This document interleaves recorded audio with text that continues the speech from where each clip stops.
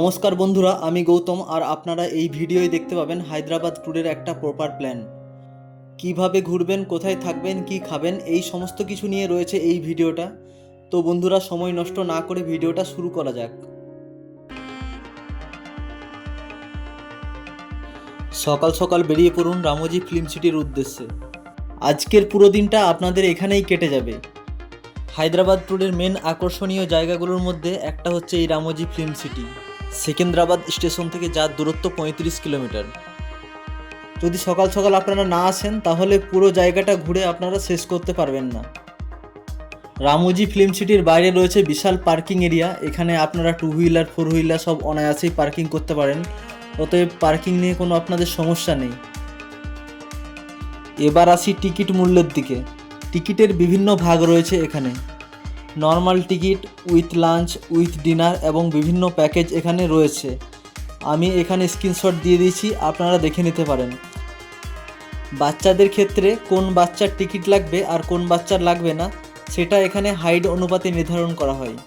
33 ইঞ্চির নিচে হাইটের বাচ্চাদের টিকিট লাগে না।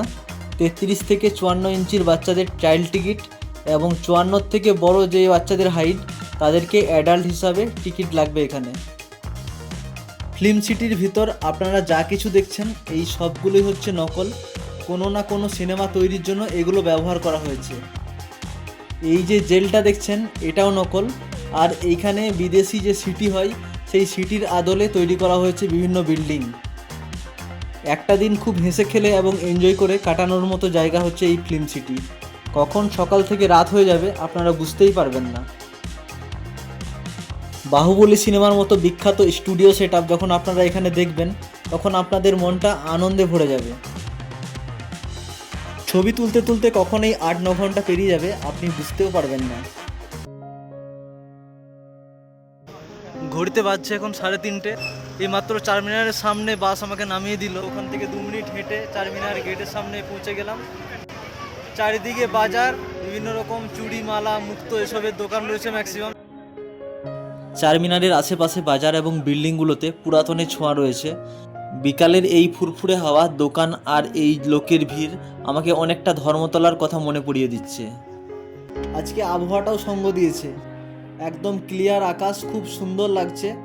আর এরকম ফুরফুরে আবহাওয়াতে ঘোরার মজাটাই আলাদা। চারমিনারের ওপেনিং টাইম হচ্ছে সকাল 9টার সময় এবং বন্ধ হয় বিকাল 5টা 30-এ। আর এখানকার টিকিট মূল্য ইন্ডিয়ানদের জন্য 25 টাকা এবং ফরেনারদের জন্য 300 টাকা। এটা হচ্ছে চারমিনারের গোড়ার দিকটা, গম্বুজের আকারে বানানো। উপরের ভাগটা দেখার জন্য আপনাদের সিঁড়ি বেয়ে উপরে উঠতে হবে। চারমিনারের উপরিতলে গার্ড রয়েছে, আপনারা চাইলে তাদের কাছে হেল্প নিতে পারেন। অসাধারণ কারুকার্যে ভরা রয়েছে এই চারমিনারের ভেতরের পোর্শনটা। আপনারা দেখেই বুঝতে পারছেন কতটা নিখুঁত এবং নিপুণ কারুকার্যে পরিপূর্ণ এই চারমিনার। চারমিনারের উপর থেকে এই ভিউটা সত্যি অসাধারণ, কোনো কিছুর সাথে এর তুলনা করা যায় না। 1591 সালে সুলতান মোহাম্মদ কুলি কুতুব শাহ এই চারমিনার নির্মাণ করেন, যা বর্তমানে হায়দ্রাবাদের একটা ঐতিহাসিক ল্যান্ডমার্ক। 56 মিটার লম্বা 4টি মিনার বা স্তম্ভ রয়েছে, তার জন্য এর নাম চারমিনার। চারমিনার চত্বরে প্রচুর মুক্তোর জিনিস এবং আতর পারফিউম বিক্রি করা হচ্ছে। আপনারা যদি এখানে কোনো কেনাকাটা করেন তাহলে অবশ্যই দাম দর করে নেবেন। হায়দ্রাবাদ আসবো আর হায়দ্রাবাদের বিখ্যাত হায়দ্রাবাদি বিরিয়ানি টেস্ট করব না, এটা কি করে সম্ভব? তাই আমি আগের থেকে বিরিয়ানি খাওয়ার প্ল্যানটা করেছিলাম। লোকাল অনেক লোককে জিজ্ঞাসা করে অবশেষে জানতে পারলাম এই সাদাব হোটেল হচ্ছে চারমিনারের আশেপাশে সবথেকে ভালো বিরিয়ানির দোকান। তাই ঢুকে পড়লাম এবং অর্ডার করলাম চিকেন বিরিয়ানি।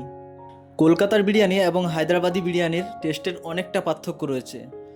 আমাকে যদি জিজ্ঞাসা করা হয় কোন বিরিয়ানিটা ভালো, তাহলে আমি কলকাতার বিরিয়ানিটাই বলবো। তবে এখানে অনেকে হয়তো বলবেন কলকাতা বিরিয়ানিতে আলু পাওয়া যায় বলে হয়তো ভালো বলছেন, কিন্তু না, টেস্ট ওয়াইজ আমার কলকাতার বিরিয়ানি সবথেকে বেশি ভালো লাগে। আপনাদের কোথাকার বিরিয়ানি ভালো লাগে আপনারা অবশ্যই কমেন্টে জানাবেন। চারমিনার থেকে 9.3 কিলোমিটার দূরে হুসেন সাগর হ্রদের মাঝখানে রয়েছে এই বুদ্ধ স্ট্যাচু। চারমিনার থেকে 8 ঘন্টা 45 মিনিট সময় লাগবে আপনাদের এখানে পৌঁছাতে। সপ্তাহে 7 দিনই সকাল 9টা থেকে রাত 9টা পর্যন্ত খোলা থাকে। এখানকার টিকিট মূল্য হচ্ছে বড়দের জন্য 55 টাকা এবং ছোটদের জন্য 35 টাকা। ইনক্লুডিং বোট, মানে আপনাকে বোটে করে হুসেন সাগর দিয়ে স্ট্যাচু পর্যন্ত নিয়ে যাবে, যার জন্য আপনাকে টিকিট বড়দের জন্য 55 টাকা এবং ছোটদের জন্য 35 টাকা দিতে হবে। এই মূর্তিটি 58 ফুট বা 18 মিটার লম্বা এবং এর ওজন হচ্ছে 350 টন এবং এটি বিশ্বের সবথেকে বড় একশিলা বুদ্ধ মূর্তি। 1992 সালে 1 ডিসেম্বর এটি এখানে সফলভাবে স্থাপন করা হয়। এর আগে 1990 সালে 10 মার্চ মূর্তিটি স্থাপন করার চেষ্টা করা হয়, কিন্তু এই মূর্তিটি উল্টে হুসেন সাগর হ্রদের মধ্যে পড়ে যায় এবং এখানে 10 জন নিহত হন। প্রত্যেকদিন সন্ধ্যার পর এখানে লাইটিং শো হয়, আর এর টাইমিং হচ্ছে সোমবার থেকে শুক্রবার পর্যন্ত সন্ধ্যা 7:15-তে এবং উইকেন্ডে মানে শনি আর রবিবার রাত 8:30টার সময় এখানে লাইটিং শো হয়। আপনারা যদি লাইটিং শো দেখতে চান তাহলে এর পরের ডেস্টিনেশন এনটিআর গার্ডেনটা আগে ঘুরে নেবেন।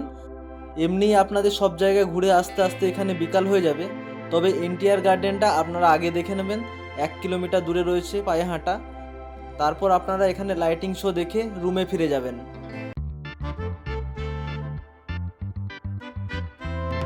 হুসেন সাগর বুদ্ধ স্ট্যাচু থেকে 1.1 কিলোমিটার পায়ে হেঁটে আপনারা পৌঁছে যাবেন এই এনটিআর গার্ডেনে। এর জন্য আপনাকে আলাদা করে অটো বা টোটো ভাড়া করতে হবে না। এন্ট্রি ফি 4টা আমি এখানে দিয়ে দিলাম, আপনারা দেখে নেবেন, সঙ্গে টাইমিংটাও দিয়ে দিলাম। অন্ধ্রপ্রদেশের প্রাক্তন মুখ্যমন্ত্রী এনটি রামা রাওয়ের স্মরণে এই এনটিআর গার্ডেন তৈরি হয়েছে এবং এর আয়তন হচ্ছে 36 একর। এনটিআর গার্ডেন হচ্ছে মেনলি একটা ডেকোরেট করা পার্ক, আর এখানে বিভিন্ন ধরনের অ্যাক্টিভিটি রয়েছে। অ্যাক্টিভিটিগুলো ম্যাক্সিমাম বাচ্চাদের। এবার আপনি ওখানে যাবেন কি না যাবেন সেই সিদ্ধান্ত আপনার।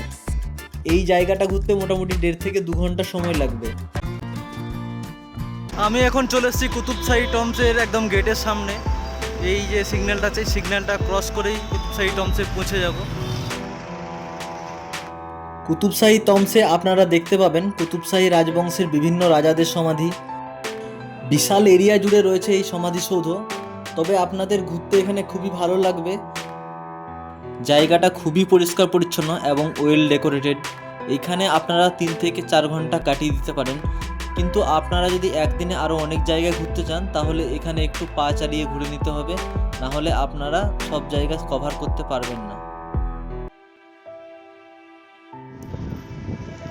কুতুবশাহী টম্বস থেকে 1.7 কিলোমিটার দূরে এই গোলকোন্ডা ফোর্ট। অ্যাকচুয়ালি ওইখানকার অটোওয়ালারা আপনাদের 150-200 টাকা চার্জ করতে পারে, কিন্তু সেই দিকে একদম যাবেন না। আমার অটো ভাড়া নিল 20 টাকা, তো আপনারা 20 টাকা দিয়ে যে কাজটা হয়ে যাবে, তো 150-200 টাকার ফাঁদে একদম পড়বেন না। টিকিট কাউন্টার আছে এই সামনে, তো টিকিট কাউন্টারে গিয়ে দেখি কত টাকা টিকিট।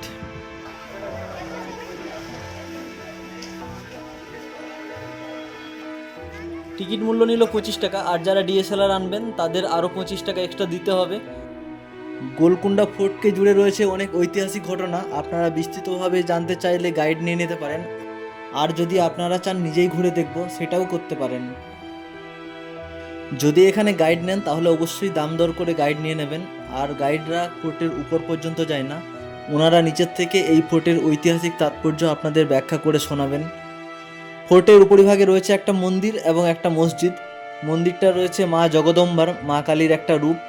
আপনারা এখানে এলে অবশ্যই ওপরে আসবেন। ওপর থেকে হায়দ্রাবাদ শহরটা খুব সুন্দর লাগে, আর এখানে ঘুরতে মোটামুটি আপনাদের 2 ঘন্টা থেকে 3 ঘন্টা সময় লাগতে পারে।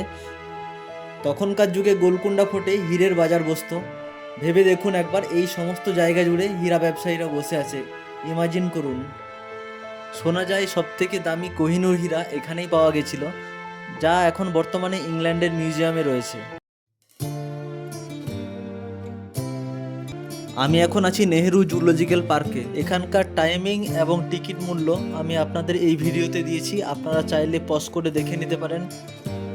আপনাদের সঙ্গে যদি বাচ্চা থাকে তাহলে আপনারা অবশ্যই এই জুলজিক্যাল পার্কে যাওয়ার চেষ্টা করবেন, কারণ বাচ্চাদের এই জুলজিক্যাল পার্ক খুবই ভালো লাগবে। এখানে বিভিন্ন বন্যপ্রাণী রয়েছে, যেমন বাঘ, সিংহ, ভালুক, কুমির এবং নানা ধরনের পাখি, সাপ। এগুলো বাচ্চাদের খুবই ভালো লাগবে। আপনারা অবশ্যই এই জায়গাটাতে যাওয়ার চেষ্টা করবেন। তাছাড়াও এখানে বাচ্চাদের জন্য বিভিন্ন অ্যাক্টিভিটি রয়েছে, আর যারা হাঁটতে পারবেন না তাদের জন্য ব্যাটারি ভেহিকলসের ব্যবস্থা আছে। অবশ্যই তার জন্য আপনাদের আলাদা টিকিট নিতে হবে। তাছাড়াও এখানে জঙ্গল সাফারি রয়েছে, এটা বাসে করে করানো হয়। দিনের দিন আপনারা টিকিট পাবেন নাকি সেটা আমি গ্যারান্টি দিতে পারবো না, তবে অনলাইনে আগে থেকে আপনারা এই জঙ্গল সাফারির জন্য টিকিট বুকিং করে নিতে পারেন। তো বন্ধুরা, ভিডিওতে কোন কোন স্পটগুলো আপনাদের ভালো লেগেছে আর কোন কোন স্পটগুলো আপনারা ভিজিট করতে চান অবশ্যই কমেন্ট করুন। আর ভালো লাগলে আমার চ্যানেলটাকে সাবস্ক্রাইব করে রাখুন, যাতে আমি ভিডিও ছাড়ার সঙ্গে সঙ্গে আমার সমস্ত ভিডিও আপনাদের কাছে পৌঁছে যায়। ভালো থাকবেন, সুস্থ থাকবেন, দেখা হচ্ছে অন্য কোনো ভিডিওয়। I'm about to go off like a weapon. Fuel to the top, got a filled up engine. In my thoughts, obsession. I will not stop, no, I'm never second guessing.